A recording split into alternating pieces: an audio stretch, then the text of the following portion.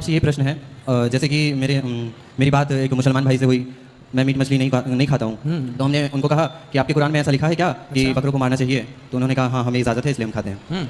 फिर मैंने कहा कि हमारे में तो कभी सुना नहीं, कभी ऐसा कहीं लिखा नहीं, गुरजनों से कभी सुनने को नहीं मिला। तो उन्होंने मुझसे कहा कि मनुस्मृति अध्याय 5 के 30वें श्लोक में लिखा है क्या? कि ब्रह्मा जी ने कुछ पशुओं को बनाया है जिनको खाने से पाप नहीं लगता है। क्या बनाया है?